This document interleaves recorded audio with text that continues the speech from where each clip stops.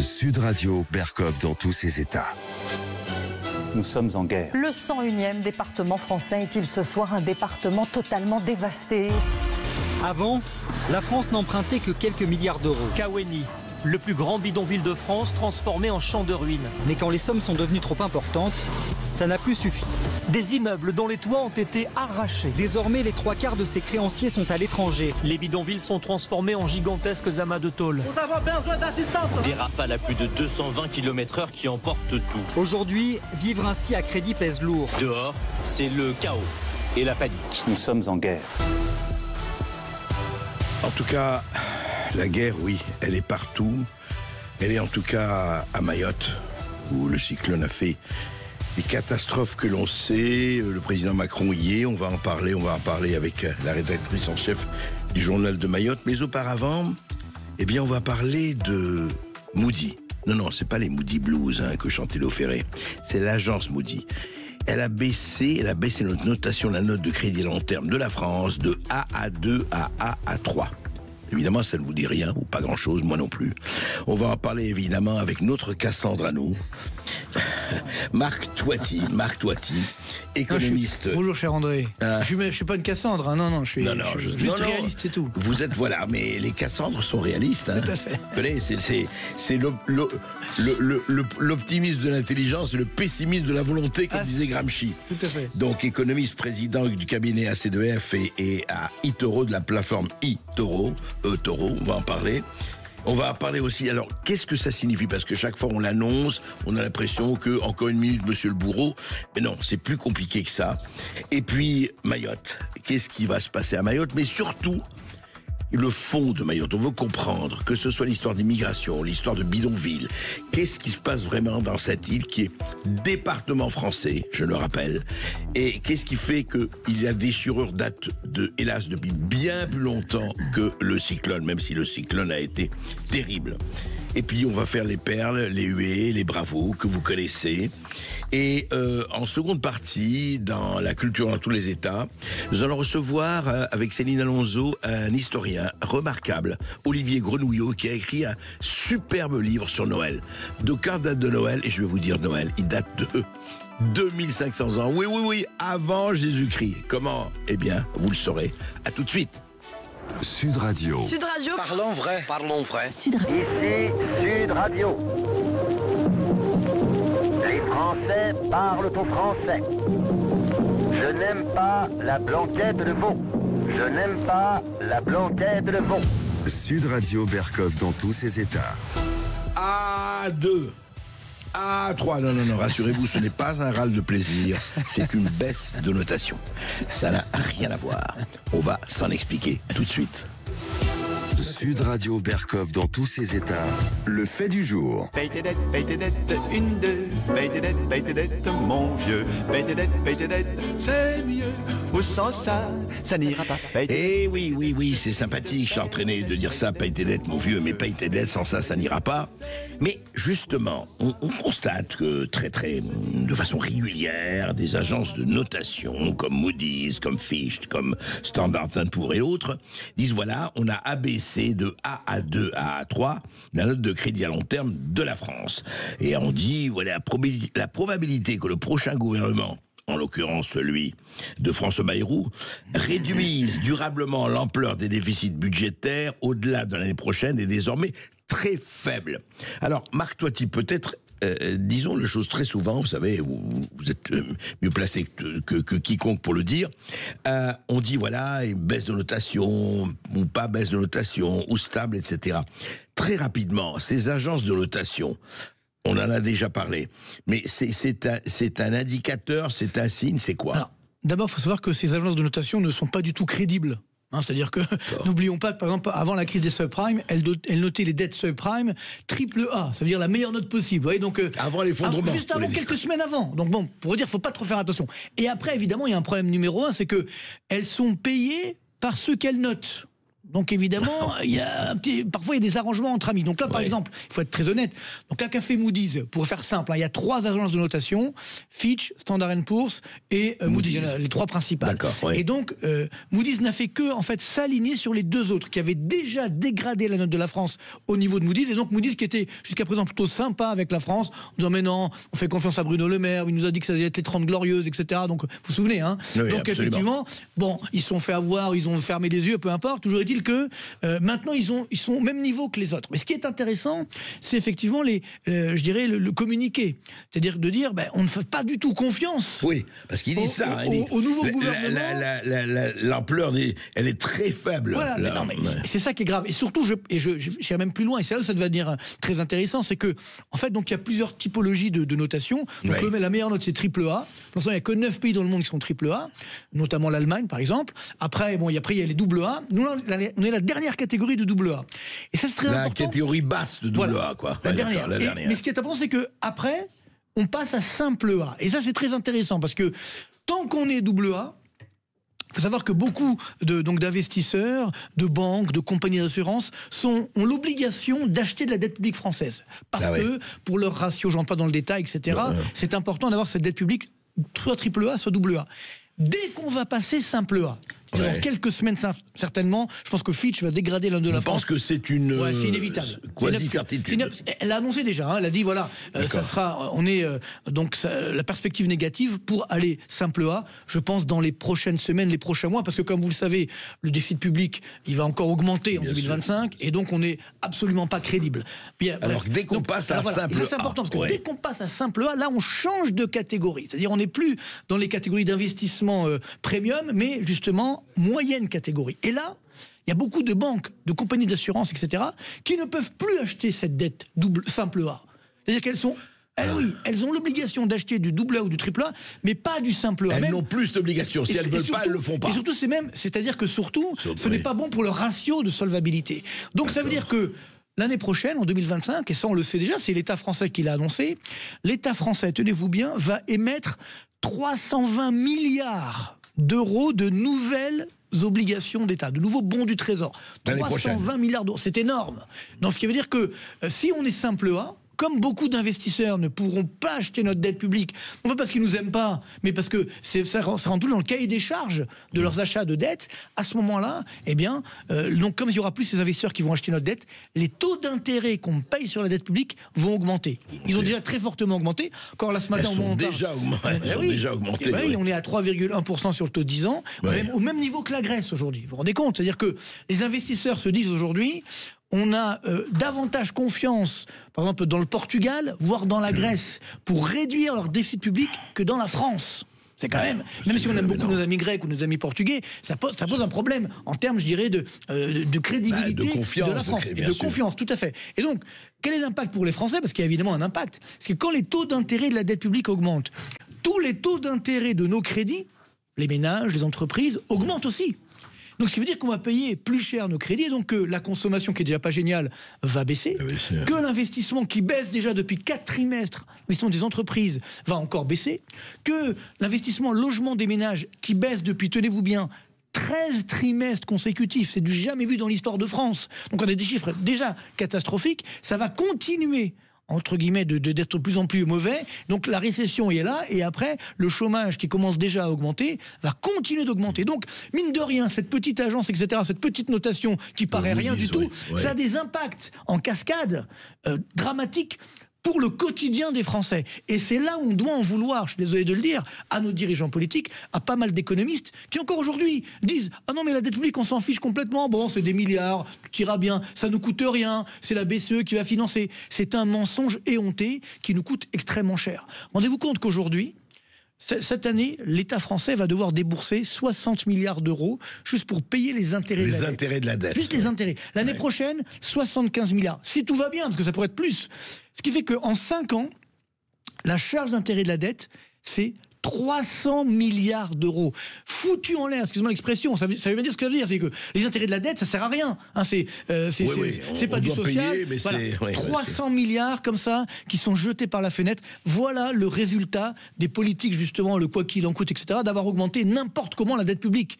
Parce que ça, je le rappelle, on dit, oui, mais on ne peut pas faire autrement. C'est complètement faux. La France, c'est le pays qui a le plus augmenté sa dette publique. Et surtout, c'est le pays où l'écart entre l'augmentation de la dette publique et l'augmentation du PIB est le plus fort. On a fait de la dette, il n'y avait pas de croissance en face, il n'y avait pas d'activité, le chômage augmente. On me dit, oui, c'est pour la paix sociale. Regardez là, d'un point de vue social, ce qui se passe en France aujourd'hui, c'est une catastrophe. Sociale, oui, en ce moment, donc c'est ça qui ne colle plus. Il faut changer de logiciel. Et quand je vois encore aujourd'hui des hommes politiques, ou même des femmes politiques, ou des économistes, soi-disant sérieux, universitaires, de salon, si vous voulez, mais en fait, qui n'ont jamais mis les pieds dans une entreprise, ils ne savent pas comment ça fonctionne, et qui disent, non mais la dette, on va continuer de l'augmenter, ce sont des criminels, ces personnes-là, vous comprenez? Donc, faut arrêter aujourd'hui, parce que qui va payer à la fin? C'est pas les ultra-riches, c'est pas les grosses boîtes, etc. Ils sont déjà plus en France. Qui va payer à la fin? C'est la classe moyenne. C'est les Français évidemment. Au sens large. Donc, encore une fois, c'est notre responsabilité aujourd'hui de dire stop. Il faut arrêter. Et malheureusement, je ne vois pas le gouvernement, le nouveau gouvernement. Parce que cette responsabilité, Marc Toiti, vous le savez, elle est politique. Bien sûr. C'est-à-dire, s'il appartient aux politiques, ce qui reprendre la main, enfin, s'ils existent encore. Mais dites-moi. Vous dites ça. Est-ce que donc on va dans le mur? On y est déjà. On va dans le mur. On y est déjà. Enfin, il faut être clair. Aujourd'hui, qu'est-ce qui nous protège? C'est la Banque Centrale Européenne encore. Parce que la semaine dernière, quand il y a eu la motion, enfin il y a 15 jours maintenant, la motion de censure qui a été votée, à ce moment-là, les taux d'intérêt, donc la dette publique française a été attaquée. C'est-à-dire les investisseurs disent, voilà, on n'en veut plus, c'est trop dangereux. Qu'a fait la Banque Centrale Européenne? Elle dit, j'achète la dette publique française pour justement éviter que les taux d'intérêt n'augmente trop en France. C'est sympa, hein, mais s'il n'y avait pas eu ça, le taux d'intérêt on serait déjà à 5%. On est déjà à 3,1. Malgré l'intervention, on est déjà à 3,1. La semaine dernière, la BCE a baissé les taux d'intérêt ces taux d'intérêt réels, et malgré ça, les taux d'intérêt de la dette publique continuent d'augmenter. Donc c'est bien la preuve qu'on est déjà dans le mur. Mais voilà, on se voile la face. Mais on se voile la face surtout, Marc Toiti. Je voudrais juste dire, vous avez entendu, on voit ce qui se passe avec Javier Milei en Argentine. On voit ce qui se passe avec les déclarations d'Elon Musk et du Irawassani pour arrêter au Karcher, et plus qu'au Karcher, à la tronçonneuse, les dépenses publiques, la fameuse dette publique. Et nous ici... c'est ça qui est fou, André, c'est que... Et nous ici... Rendez-vous compte, aux États-Unis, donc ils font, vous l'avez bien dit effectivement, des efforts pour réduire leurs dépenses publiques par rapport à leur PIB, à leur richesse, sauf qu'aux États-Unis, c'est combien? Même en Argentine, la dépense publique par rapport au PIB, c'est que 37%. C'est-à-dire c'est 37% de la richesse. Et nous? Et ils baissent quand même. En France, c'est combien? 57,3. Et on veut augmenter. Comprenez? C'est-à-dire, on marche sur la tête. Vous savez, l'économie, c'est pas de la politique, c'est pas de la gauche, de la droite, c'est du bon sens. Quand vous êtes surendetté, il faut s'arrêter. Regardez, ces dernières années, parce qu'on me dit oui, mais c'est du social. Ok, vous savez que la France est très sociale, c'est le pays le plus de social dans le monde. Hein. Sauf que ça se retourne contre soi quand il y a le chômage et compagnie. Exactement. Il y a le social, mais pour fabriquer des chômeurs... C'est ça le drame. Mais surtout, ces dernières années, donc aujourd'hui, la part des prestations sociales dans les dépenses publiques, c'est à peu près 33%. C'est un tiers, va-t-on dire. Hein, donc c'est beaucoup. C'est le poste numéro 1. Mais quel est le poste numéro 2? Les dépenses de fonctionnement. 32% de la dépense publique, ce sont des dépenses de fonctionnement. Et alors là, tenez-vous bien, parce que sur les 3 dernières années, c'est ça où ça devient complètement fou. Les dépenses de fonctionnement ont augmenté de quasiment 16%. En 3 ans. Alors que les dépenses publiques totales ont augmenté de 12%. C'est-à-dire que là, on devient fou. Quand vous avez un problème, vous, à titre personnel, dans votre vie, dans votre famille, ou dans une entreprise, qu'est-ce que vous commencez à réduire? Les dépenses de fonctionnement, bien sûr. Les frais de bouche, on va moins au restaurant, on fait attention. Et l'administration, j'essaie qu'elle soit moins pléthorique, par exemple. Que fait l'État? Il fait exactement l'inverse. C'est-à-dire que ça va mal et j'augmente plus les dépenses de fonctionnement que le reste. Et le pire, c'est que malgré cela, les services publics se dégradent. Donc ça montre bien que, encore une fois, il faut complètement changer de modèle. On marche sur la tête et ça, c'est extrêmement dangereux. Et on le voit encore aujourd'hui. Notre nouveau Premier ministre, encore une fois, ça fait 4 ans qu'il est haut commissaire au plan, vous savez. Oui, qu'est-ce qui s'est passé? Ça coûte 1,9 million d'euros par an, ce truc-là. Ils ont fait 10 rapports. Ils ont fait 18 rapports qui ont été suivis par personne, évidemment. Et c'est même le Sénat qui le dit, en disant, mais attendez, il y a un problème. Mais il n'y a pas que... Aujourd'hui, en France, il y a 700 qu'on appelle comité Théodule. Vous savez, ça veut dire les agences, des organismes, etc., qui servent pas à grand-chose, si ce n'est placer les copains, Sauf etc. que ça coûte cher. Ça fait des milliards. Ça coûte 50 milliards. Hein, donc, 50 milliards par an. Ouais. Donc, vous comprenez, quand on me dit aujourd'hui, ça que moi je supporte plus. Quand on me dit il faut que les Français se serrent la ceinture. Non. Les Français, ça fait des années que nous nous serrons la ceinture. Les entreprises, les PME qui sont dont les faillites sont en train d'exploser, les particuliers, ça fait des années qu'on se serre la ceinture. Par contre, qui ne se serre pas la ceinture, disons-le, c'est la haute fonction publique, c'est la fonction publique au sens large, la puissance publique. Donc ce sont eux qui aujourd'hui doivent baisser leurs dépenses. Et c'est pourquoi ce qui m'inquiète, c'est que quand j'entends certains nous dire non mais il faut continuer, on va continuer comme ça. Attendez, ce n'est pas sérieux, on n'a pas le droit de faire ça. Encore plus grave, cette semaine, en début de semaine, le gouverneur de la Banque de France, c'est normal là, le gouverneur de la Banque de France, il a un devoir de réserve. Bah, bien sûr. Qu'est-ce qu'il a dit? Il a dit pour réduire le déficit, il faut augmenter les impôts. Oui, c'est incroyable. Oui. Nous sommes le pays dans le monde où il y a le plus d'impôts, les plus taxés du monde, en termes de prélèvements obligatoires par rapport au PIB, numéro 1 du monde. Et le gouverneur de la Banque de France, qui normalement ne se mêle pas de politique, parce que ça c'est de la politique, dit il faut augmenter les impôts. Il aurait pu dire il faut baisser les dépenses publiques. Mais non, parce que comme lui c'est un haut fonctionnaire évidemment de base, vous comprenez, là ça commence à devenir dangereux. Parce que si le gouverneur de la Banque de France se mêle comme ça effectivement de politique, alors peut-être il veut peut-être devenir ministre de l'économie, je sais pas. Mais moi, ça m'inquiète parce que, en tout cas, nous, effectivement. Mise de l'économie aujourd'hui, c'est mise de la dépense en France. Ouais, voilà, exactement, exactement. Donc, si vous voulez, non, mais le problème terrible, et on le dit d'ailleurs à chaque fois, c'est qu'on a l'impression que les gens ne s'en aperçoivent pas. Ils disent oui, d'accord, mais écoutez, tant qu'on est là, voilà, le frigo est rempli, heureusement. Bon. Mais à un moment donné, effectivement, vous vous dites que quand même, d'ici quelques mois, on ne pourra pas éviter. Oui, le réel. Je pense que c'est une question de moi et ça commence déjà. Vous savez qu'aujourd'hui, selon les indices INSEE, par exemple, le moral des ménages s'effondre. Ce matin, il y a eu l'indicateur INSEE du moral des chefs d'entreprise, du climat des affaires, qui s'effondre également. Donc aujourd'hui, on estime qu'il y a à peu près 40% des Français, des ménages français, qui n'arrivent pas à joindre les deux bouts chaque mois. 40%. Vous vous rendez compte? Regardez un chiffre d'Eurostat qui est sorti la semaine dernière. On n'en a pas parlé. Le taux de chômage des moins de 25 ans, des jeunes. Qui était encore à 17% il y a quelques mois, ce qui était beaucoup. Là, on est à 20,8%, quasiment 21%. En quelques mois. En quelques mois de taux de chômage des jeunes. Et vous savez comment ça se passe, hein? On leur offre, entre guillemets, des formations en veux-tu, en voilà, qui veulent rien dire, mais comme ça, ils sont pas dans les statistiques. Et ça, malgré cela, taux de chômage des moins de 25 ans, 21%. De catégorie A, hein. Ça veut dire que toute catégorie confondue, le taux de chômage il est bien plus élevé. Et c'est ça qui, aujourd'hui, si vous voulez, est particulièrement dangereux. C'est que notre jeunesse, c'est la force d'un pays.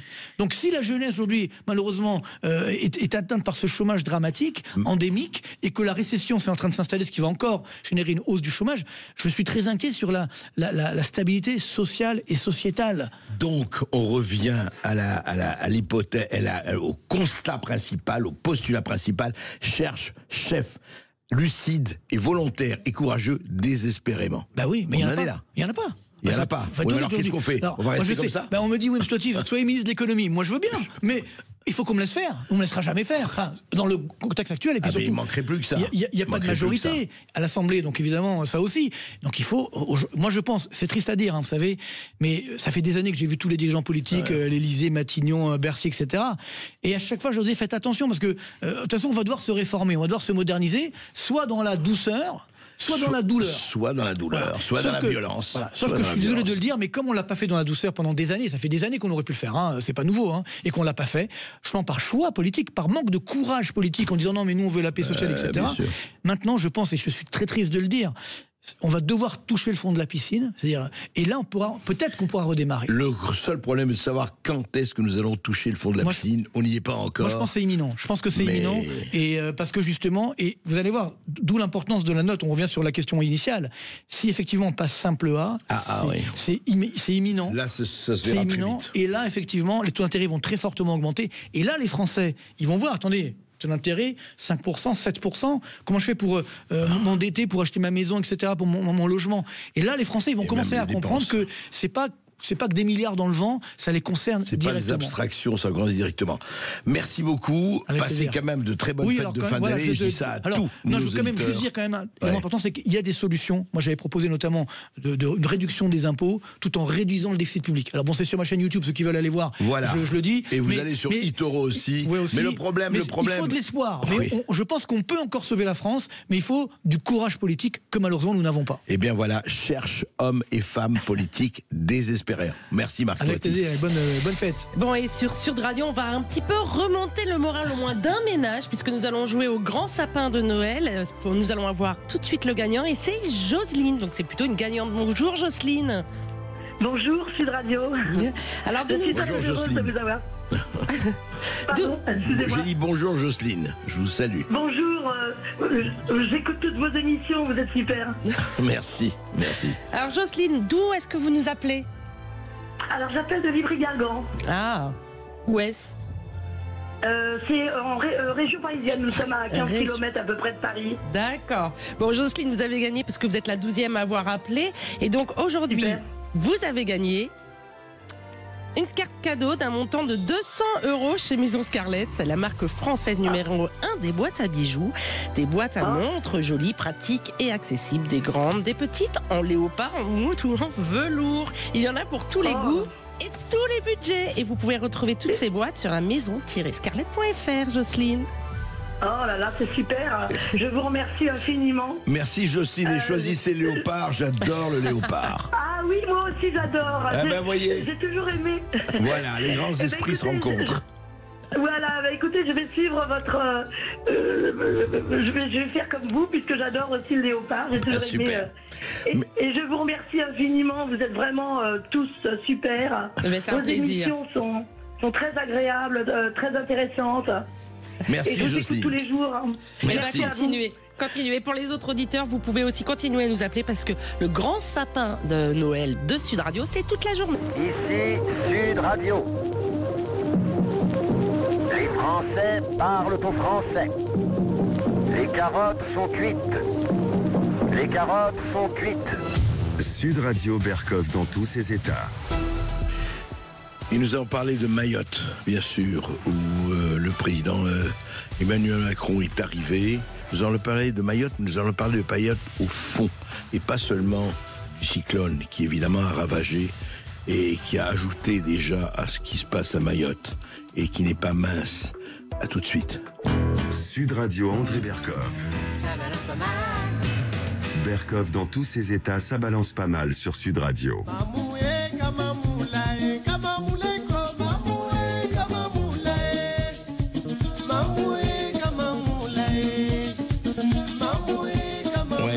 Pas vraiment à la danse et au chant. L'heure est non seulement évidemment d'abord aux soins, l'heure est au ravitaillement, l'heure est au secours, le plus vite, le plus urgemment, le plus abondamment possible. Mais l'heure est aussi au bilan et l'heure est aussi à expliquer au fond pour un certain nombre de Français qui savent où est Mayotte, mais qui ne connaissent pas assez la situation de Mayotte. Et nous sommes... Bonjour Anne Perceau. Bonjour.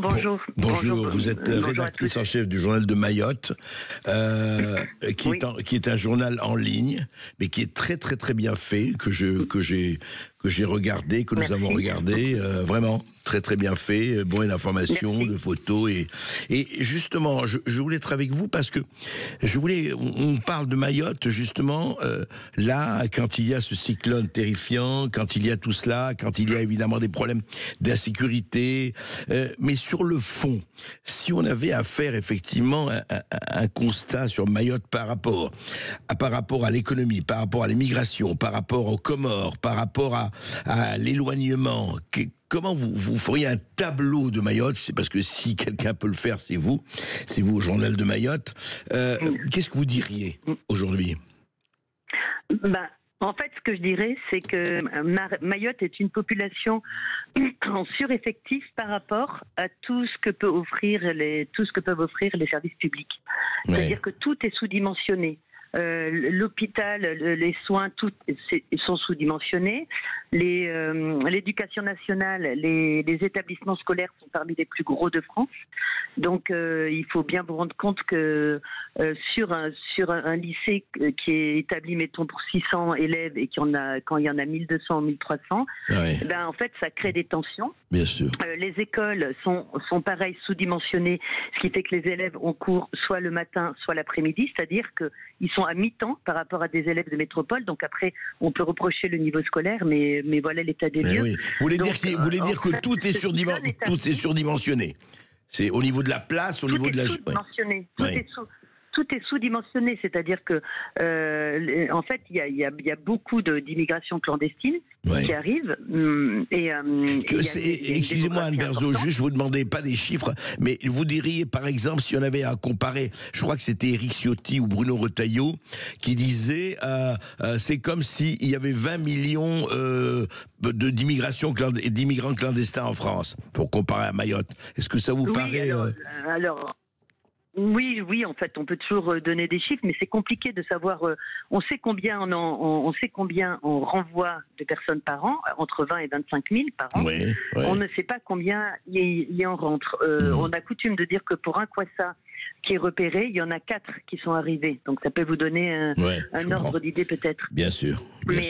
Mais en fait, c'est surtout, et j'insiste parce que je l'avais dit, je me souviens, moi ça fait 18 ans que je suis à Mayotte, et j'avais dit à la ministre des Outre-mer, Paul Langevin à l'époque, en lui disant, mais les Mahorais, la population n'a plus accès aux services publics. Elle avait fait un bond, mais ça a laissé augurer de ce qui s'est passé dans les mouvements sociaux, etc. Et ce cyclone arrive sur un territoire où tout était sous-dimensionné. Donc la prise en charge et tout ce qui se passe, c'est pareil. Je veux dire, c'est à l'image de ce qu'était Mayotte. Oui. C'est-à-dire qu'en fait, les effectifs sont nettement c'est un vrai net sous-effectif par rapport à la réalité. Oui. Et dites-moi, complètement, que ce soit les médecins. Oui. Et dites-moi, Anne Berzo, ce mouvement d'immigration clandestine, on sait, et ça fait des décennies que ça existe, personne n'a essayé de l'enrayer, personne n'a pu l'enrayer, ou personne, ça a été essayé et ça n'a pas abouti. Alors, c'est un vaste sujet parce qu'il y a plusieurs moyens d'endiguer un flot d'immigration clandestine. Il y a d'abord prioritairement d'aider le pays depuis lequel les gens arrivent. Ça n'a jamais été fait concrètement. Ça a toujours été du saupoudrage. On a beau le dire, ça reste du saupoudrage. Il n'y a pas d'aide massive. Et ensuite, il y a les moyens de protection pour empêcher pendant très très longtemps les radars qui sont positionnés sur Mayotte étaient borgnes, c'est-à-dire qu'en fait ils ne couvraient que certains secteurs. D'accord. Les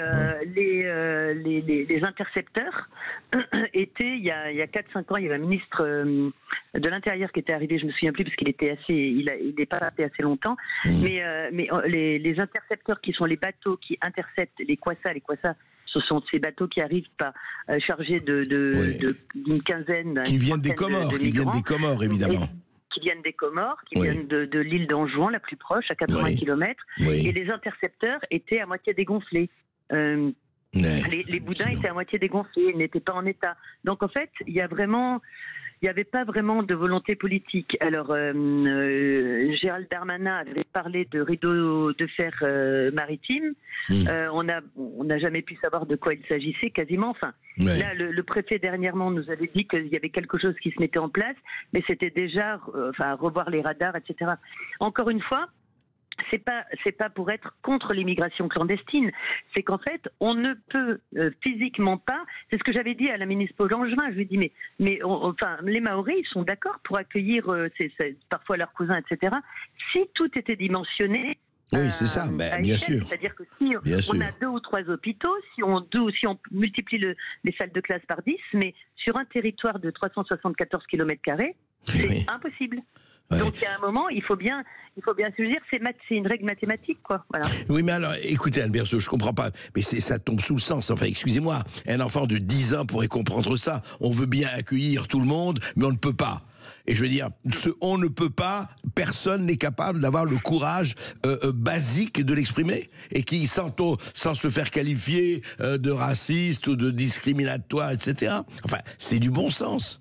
Mais en fait, il faudrait commencer. En fait, il faut faire une analyse. Par exemple, la France. Moi, j'ai toujours dit la France est schizophrène, c'est-à-dire qu'en fait, un enfant est sur le territoire, obligatoirement, il est accepté, il est intégré à l'école, il est scolarisé, etc. Mais ce même enfant, quand il a 16 ou 18 ans, on lui dit « Non, non, vous êtes prié de repartir, on ne veut pas de vous ». Donc cet enfant, pendant toute sa scolarité, il s'est construit une vie à Mayotte. Il a des amis, il est peut-être même qu'en terminale, parce qu'ici, ça se fait très jeune, il a déjà des enfants, etc.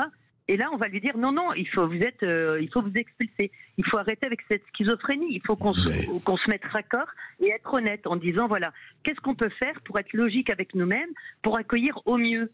Voilà. Mais au mieux pour les populations qui sont sur place et au mieux pour les populations qui arrivent. Oui, c'est ça. Mais attendez, est-ce que c'est pas c'est quand même important, c'est pour vous, pour nous sommes tous citoyens, nous sommes tous contributeurs à tout cela. Est-ce que ce n'est pas la quadrature du cercle?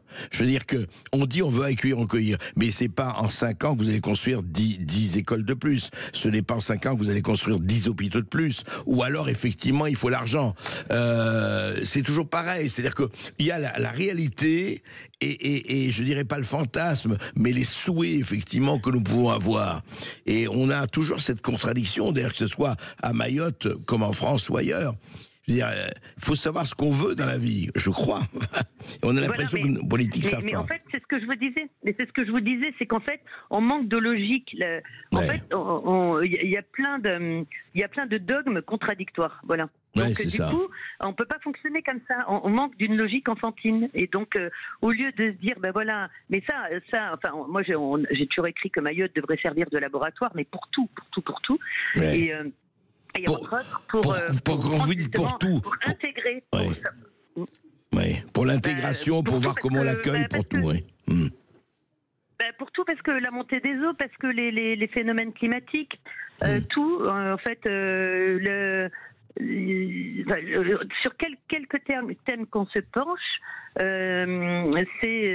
ça peut. En fait, nous, on a commencé à avoir des règlements de compte entre bandes avec des machettes, etc.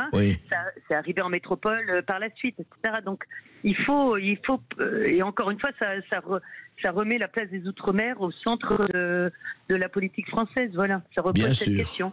Mais dites-moi, alors, du point de vue de ce qui se passe aujourd'hui, donc le cyclone, évidemment, ne fait qu'aggraver les choses, enfin, de montrer encore plus. Juste un mot, qu'est-ce que vous pensez de l'histoire? Parce que ça a été une grosse polémique, l'histoire des bidonvilles. Certains disent, oui, on a laissé se multiplier les bidonvilles. Évidemment, ce sont les premiers à avoir été balayés par le cyclone. Qu'est-ce que vous pensez de cette polémique sur les bidonvilles?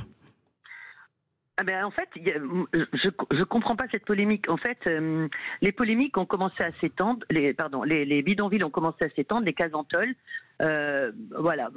Quand ça prend une certaine proportion du territoire, bon, ça marche. Quand ça commence à s'étendre de plus en plus, c'est-à-dire empiéter sur les terrains, sur les cultures, etc., des Mahorais qui étaient sur place, ça a commencé à poser problème. Mais là, je vous parle il y a à peu près 10 ans. Donc les Mahorais, ce qu'ils ont fait, c'est qu'ils ont dit, nous, on décase. Le mot de décasage, ça veut dire une démolition sauvage, hors la loi, en fait. Et donc, ils ont commencé à démolir d'eux-mêmes. Donc, il y en a qui ont été condamnés, etc. Alors, le rôle des Mahorais et de certains habitants sur place n'est pas clair, parce qu'il y en a qui devaient payer à ces clandestins, à ces habitations illégales sur leur terrain, des loyers, et qui les faisaient travailler et qui après les dénonçaient. Alors, le gouvernement a dit, écoutez, vous vous mettez au clair avec ça, et nous, on veut bien faire en sorte de se réguler. Et on est arrivé, du coup, sur la loi Elan. La loi Elan, qu'est-ce qu'elle dit? Elle dit, elle autorise les préfets à prendre des mesures pour démolir de l'habitat insalubre, avec la garantie de reloger les populations en situation régulière, qui sont statutairement peuvent l'être. Qui sont des immigrants légaux. On a commencé à utiliser la loi Elan. D'immigrants légaux, c'est-à-dire qu'ils étaient illégaux au départ et qu'en fait ils ont obtenu des titres de séjour. Ils ont obtenu des titres de séjour. Et puis voilà, de 1 an, donc du coup ils deviennent légaux par la force des choses. Et donc du coup, en fait, avec cette loi Elan, le préfet a commencé à démolir de l'habitat insalubre. La dernière grosse opération, c'était 450 tôles à Mavadjani, dans la commune de Koungou. Et donc, oui, il y a des gens qui ont dit oui, mais alors, ces pauvres gens, qu'est-ce qu'ils vont devenir? Mais là, moi, c'est ce que je disais de vos confrères où j'étais invité sur un plateau, c'est, ça se trouve, le préfet leur a sauvé la vie. Ouais. Oui, en démolissant ainsi les cases en tôle qui ont toutes disparu pendant le cyclone, ouais. ça se trouve, le préfet leur a sauvé la vie. Ben oui. Et donc, là, je pense qu'il y a, je ne sais pas comment on peut encore y avoir de polémique. C'est-à-dire que là, il y a des gens qui reconstruisent, à l'heure où je vous parle, leurs cases en tôle à l'endroit où elles étaient. Mais si jamais la saison cyclonique ne fait que commencer, bien sûr, si ça jamais se reproduit, on repart sur une catastrophe. Ouais. Donc, c'est pour ça qu'en fait, le premier papier que j'ai fait sur le cyclone, et ça a été de dire, il nous faut des bétonnières par centaines. Ouais. Voilà. Ouais. Et ne pas faire du bidonville comme ça, et que effectivement ça peut recommencer.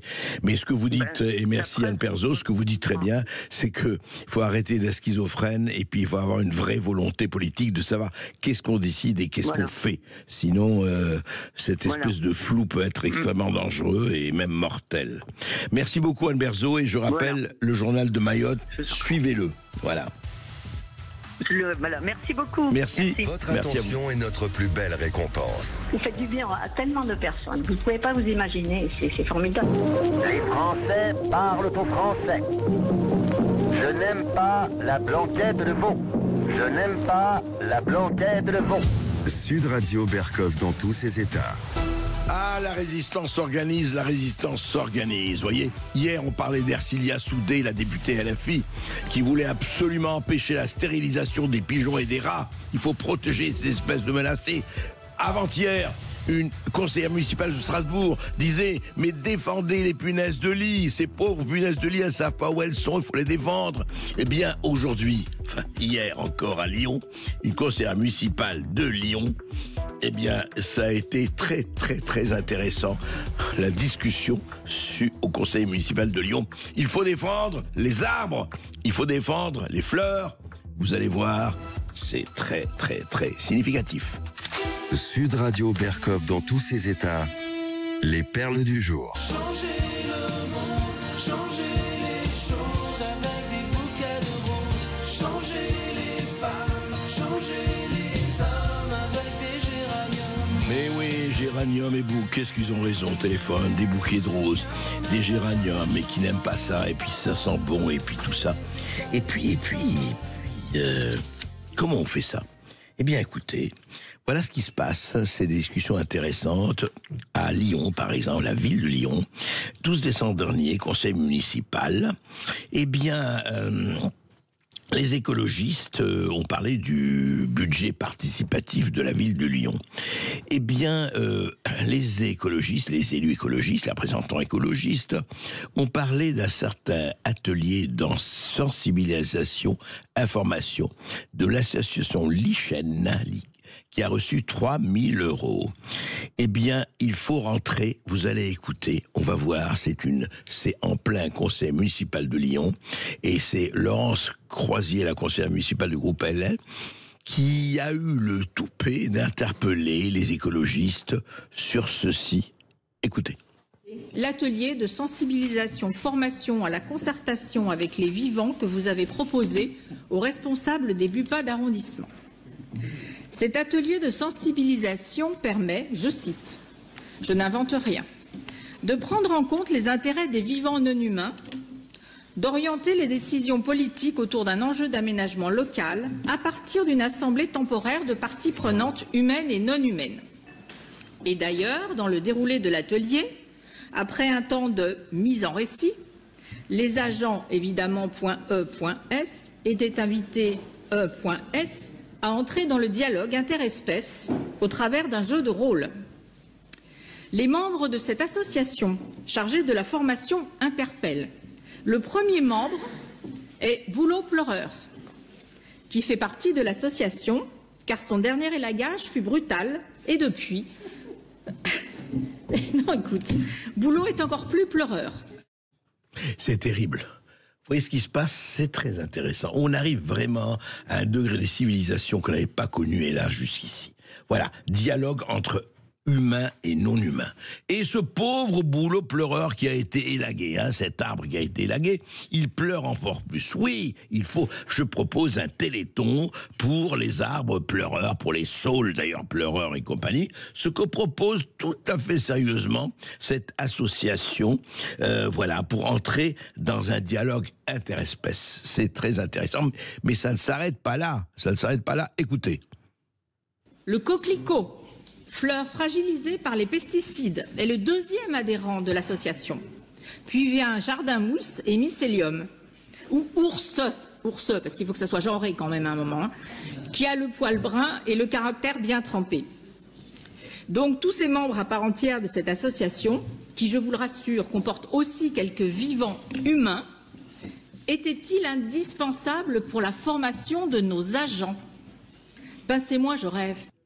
Mais bien sûr, c'est indispensable. Laurence Croisier, c'est très important. Moi, je veux dire, j'ai parlé ce matin, on a eu parmi les auditeurs 2 ou 3 arbres, quelques coquelicots et, je ne sais pas, 3 roses trémières qui nous ont dit, oui, on ne s'occupe pas assez de nous. On nous a servi. On nous racise, c'est ça, ce sont des racisés, puisque on leur verse des pesticides. Halte au génocide des coquelicots, halte à l'éradication, effectivement, des coquelicots, etc. Voilà où on en est. Conseil municipal de Lyon, en l'an de grâce 2024. Joyeux Noël au conseil municipal de Lyon, et nous espérons que les résistants des arbres, des coquelicots, des fleurs et des arbres folles vont continuer à se battre.